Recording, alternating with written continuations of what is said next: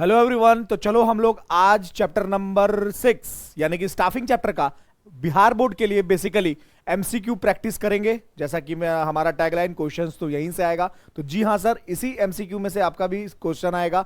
और जैसा कि मैं बोलता आ रहा हूं कि how to score mission to score 100 out of 100 in business studies में सबका आप लोगों का फिर से स्वागत है। तो चलो हम लोग देखते हैं कि कैसे हम लोग एमसीक्यू को सर सॉल्व करेंगे। और चैप्टर है हमारा स्टाफिंग, चैप्टर का नाम है हमारा स्टाफिंग। तो बेसिकली स्टाफिंग का मतलब क्या होता है? स्टाफिंग तुम्हारा बेटा एक कंटिन्यूअस प्रोसेस है। किस चीज का? सेलेक्ट करने का एम्प्लॉय को, उसको ट्रेनिंग वगैरह देने का, उसको डेवलपमेंट के बारे में, उसके बारे में सोचने का। आ रहा बात समझ में? तो यहां पे बोला गया सेलेक्टिंग का मतलब कि जो भी तुम्हारा वैकेंट जॉब पोजीशन है उसको फुलफिल करना, उसी को हम लोग स्टाफिंग बोलते हैं। तो चलो इसका कुछ कुछ हम लोग एमसीक्यू प्रैक्टिस करेंगे, क्योंकि क्वेश्चंस तो यहीं से आएगा इन board exam.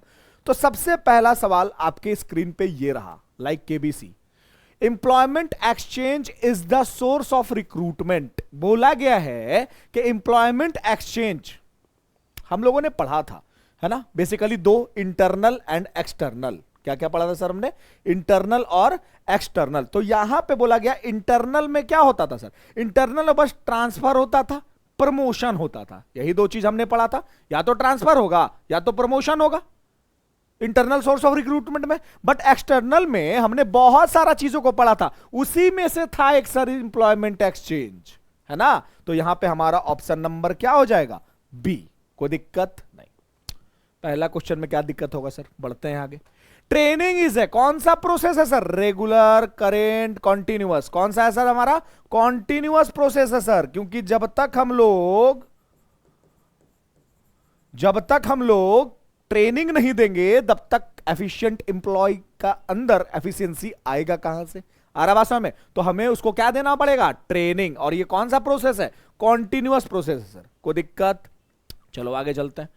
Transfer and promotion, देखो देखो देखो देखो, अभी जस्ट मैंने बताया कि ट्रांसफर एंड प्रमोशन ये दोनों कौन सा सोर्स ऑफ रिक्रूटमेंट है? तो अभी जस्ट आपने बताया सर इंटरनल, यानी कि तुम्हारे ऑर्गेनाइजेशन के अंदर से ही ट्रांसफर हो गया एक इंप्लॉय के दूसरे डिपार्टमेंट में, प्रमोशन हो गया एक डिपार्टमेंट से दूसरे डिपार्टमेंट, क्लर्क से अकाउंटेंट बन गया, है ना। तो ये तुम्हारा क्या है? प्रमोशन एंड ट्रांसफर क्या है तुम्हारा? इंटरनल सोर्स ऑफ रिक्रूटमेंट है। कोई दिक्कत?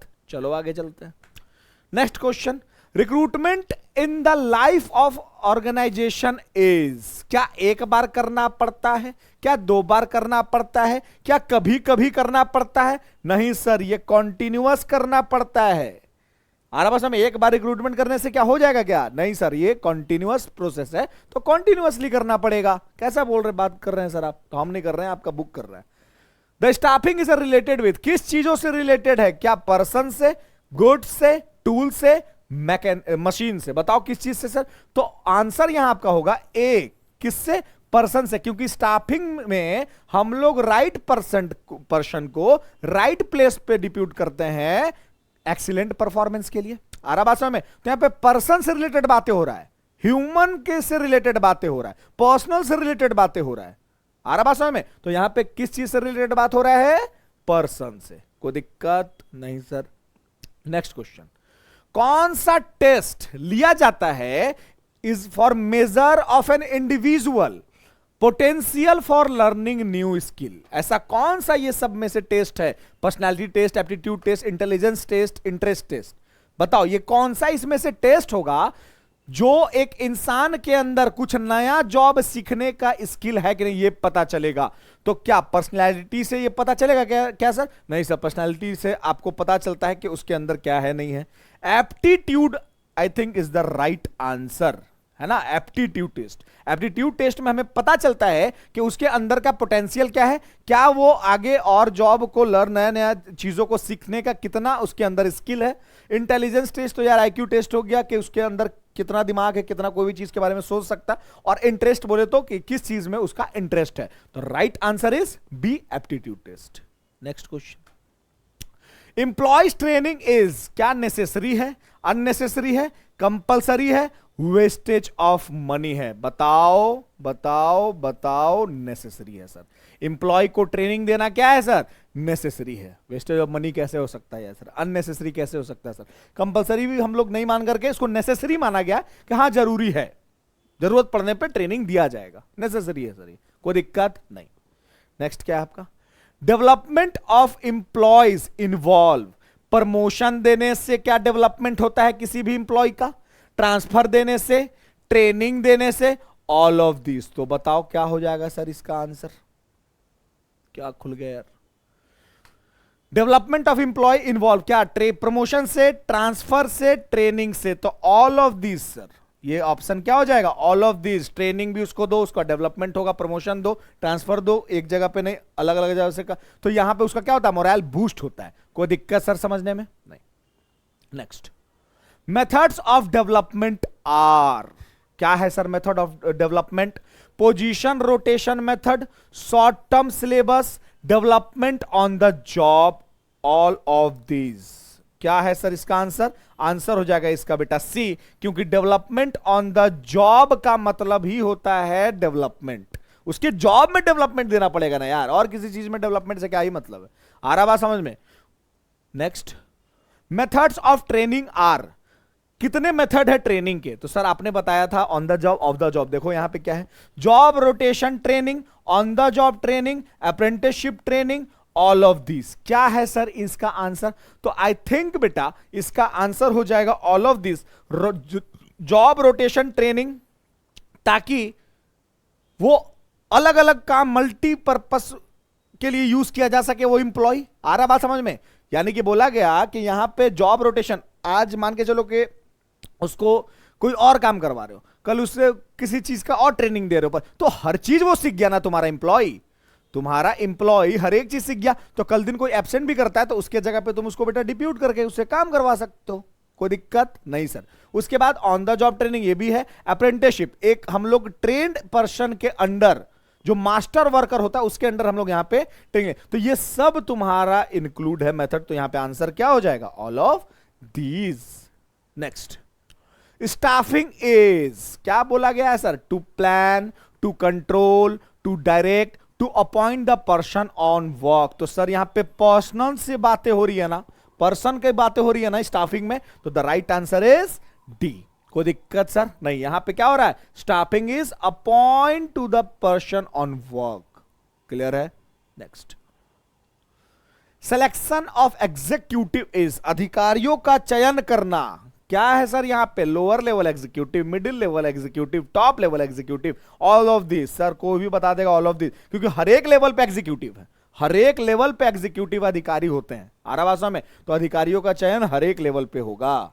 नेक्स्ट क्या हमारा, objective of development is, development का क्या ऑब्जेक्टिव होता है, देखो, प्रमोशन अपॉर्चुनिटी देना, better performance, increase in skill. बेटा मेरे हिसाब से तो ये तीनों होता है, ऑल ऑफ दीज हो जाएगा, कोई दिक्कत सर नहीं। यहां पे ऑब्जेक्टिव क्या है डेवलपमेंट का, एक इंप्लॉय को डेवलपमेंट के बारे में तुम सोच रहे हो तो क्या ऑब्जेक्टिव है तुम्हारा, promotion opportunity, better performance, increase in skill, all of this. तो ऑल ऑफ दिस सर ये सबके लिए होता है डेवलपमेंट। उसके बाद sir, money spent on staffing is wastage of money है क्या, पागल जैसा बात कर रहे हैं सर आप, वेस्टेज ऑफ मनी कैसे हो सकता है, नेसेसरी है क्या सर, इन्वेस्टमेंट है क्या सर, बड़ा मजा आया इसको देख करके, इन्वेस्टमेंट क्यों सर, इन्वेस्टमेंट रीजन क्या यार, हम लोग जब स्टाफिंग पे खर्च करते हैं ना, तो हम लोग ट्रेनिंग पे, डेवलपमेंट पे, उसके ग्रेटेस्ट एफिशिएंसी के लिए, उसको सिखाने के लिए काम, उसको मतलब हर एक चीज के लिए उसको मतलब हम लोग खर्च करते हैं, राइट। तो वो हमारा एक तरह से बेटा देखा जाए तो इनटेंजिबल इन्वेस्टमेंट है वो, क्यों, क्योंकि इन फ्यूचर लॉन्ग टर्म वो बेटा आप ही को बेनिफिट मिलेगा, क्योंकि आपका इंप्लॉय अगर आपसे काम, आपके ट्रेनिंग से काम सीख गया, आप उसके पीछे खर्च किया अच्छा खासा पैसा, तो भाई साहब वो जो काम कर रहे हैं वो एफिशिएंसी लगा करके काम करेगा, तो आपके ऑर्गेनाइजेशन के लिए ही काम करेगा ना, आ रहा बात समझ में, तो इसीलिए हम लोग इसको क्या कंसीडर करते हैं, investment. Next, human resource management, HRM include क्या क्या काम होता है सर, बताओ, एक ह्यूमन रिसोर्स डिपार्टमेंट का क्या क्या काम होता है, रिक्रूटमेंट करना होता है सर, सिलेक्शन करना होता है सर, ट्रेनिंग देना भी होता है सर, तो ऑल ऑफ दिस हो जाएगा इसका आंसर, क्या हो जाएगा, ऑल ऑफ दिस। ये तीनों फंक्शंस को परफॉर्म करता है HRMD यानी ह्यूमन रिसोर्स मैनेजमेंट डिपार्टमेंट। चलो नेक्स्ट क्वेश्चन, स्टाफिंग इज क्या है सर, पार्ट ऑफ ऑर्गेनाइजेशन है, बिल्कुल है सर, इसके बिना ऑर्गेनाइजेशन कैसे चलेगा? फंक्शंस ऑफ पर्सनल मैनेजमेंट है, पर्सनल का मतलब होता है इंप्लॉय, है ना, तो ये भी सर सही है। फंक्शंस ऑफ मैनेजमेंट है, बिल्कुल सर, बीच में से हम लोग कैसे उड़ा देंगे यार स्टाफिंग को, है ना, ऑर्गेनाइजिंग के बाद स्टाफिंग ही आता है, तो यहां पे हो जाएगा ये तीनों आंसर सही, तो it means all of these, कोई दिक्कत नहीं सर।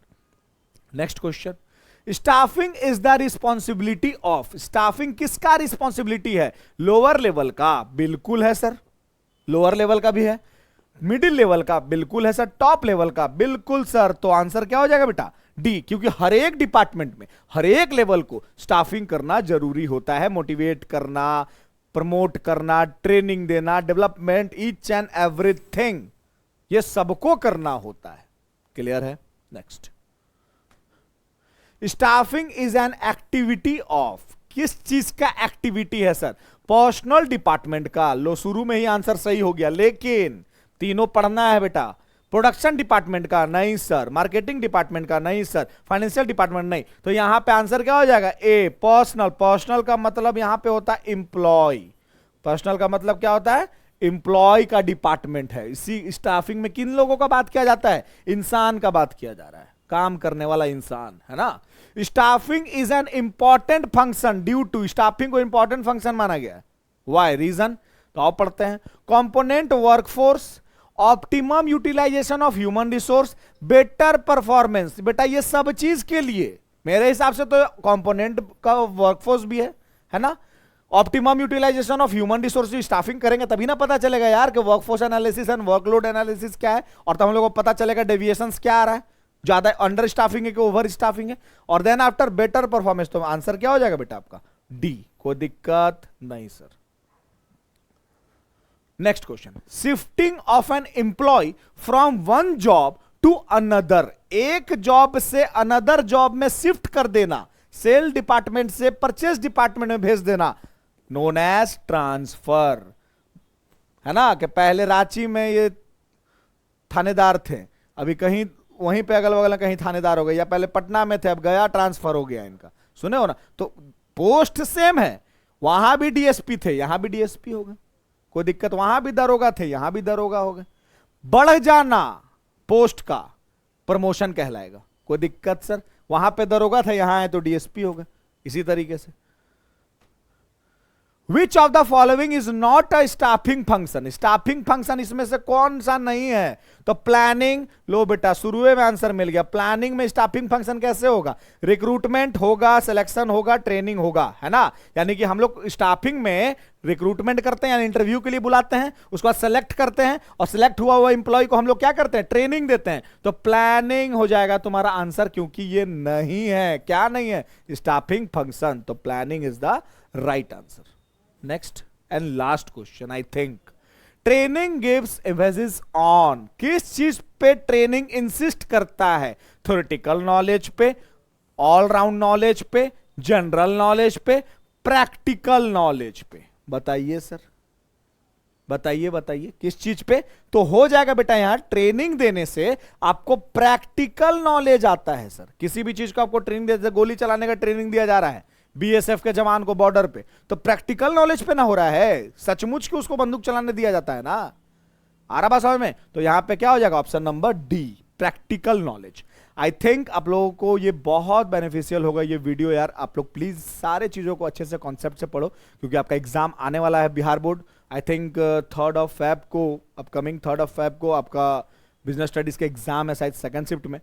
तो उससे पहले मैं पूरा कोशिश करूंगा, कोशिश में लगा हुआ हूं कि अगर वीडियो किसी दिन नहीं जा पा रहा है, इट मींस मैं किसी न किसी चीज में बिजी हूं, तो मैं पूरा कोशिश कर रहा हूं किसी तरह टाइम निकाल करके आप लोगों के लिए सारा चैप्टर्स का कुछ कुछ एमसीक्यू करवा दूं, क्योंकि क्वेश्चंस तो यहीं से आएगा, राइट। तो चलो कीप स्टडिंग, बाय बाय। कुछ कुछ सब्जेक्टिव क्वेश्चन भी मैं आपके साथ लेकर के आऊंगा, और एग्जाम से पहले 1 से 2 दिन पहले मैं क्या करूंगा ना कि एक 2-3 सेट भी मैं सोच रहा हूं कि आप लोगों को करवा दूं, सो दैट आपके लिए एग्जाम में बहुत बेनिफिशियल हो। क्योंकि बेटा 100 में 100 लाना है, लिख करके आना या, और आप लोग ना 2 मार्क्स का क्वेश्चन और long answer type question practice करते रहो, है ना। जो भी मॉडल पेपर आपके पास है, जो भी एनसीईआरटी की किताब है, सबसे 2-2 मार्क्स का क्वेश्चन। क्योंकि देखो आपका जो सिलेबस आ रहा है, जो आपका एग्जाम पैटर्न होता है, वो क्या होता है? 50x1, यानी कि ये तो हो गया बेटा आपका एमसीक्यू, लेकिन आपको 15x2 यानी 15 क्वेश्चन आपको आता है 2 मार्क्स का, तो 30 क्वेश्चन आपका यही हो गया, है ना। और 5 क्वेश्चन आता है आपको 4 मार्क्स का। तो ये 5 क्वेश्चन और ये 15 क्वेश्चन पे बेटा थोड़ा ज्यादा फोकस करना है। बाकी इधर तो हो ही रहा है, इधर तो हम अपना खेल खेल ही रहे हैं। इस पे ज्यादा, क्योंकि सारा चीज का 1 शॉट वीडियो डला हुआ है, जाकर के यूट्यूब पे देखिए हर एक चैप्टर का। कोई दिक्कत होता है तो इंस्टीट्यूट में हम लोग रहते हैं, आकर के हम लोग से पूछिए, ठीक है। तो हर एक चैप्टर का 1 शॉट वीडियो डला हुआ है। आप उससे रिलेटेड जितने भी 2 मार्क्स के क्वेश्चन और जितने भी 5 मार्क्स के क्वेश्चन है वो सब को सॉल्व करो। बाकी एमसीक्यू तो मैं लेकर के आ ही रहा हूं, क्योंकि क्वेश्चन आएगा यहीं से, राइट। तो चलो मिलते हैं नेक्स्ट वीडियो में। कीप स्टडिंग, बाय बाय, जय हिंद।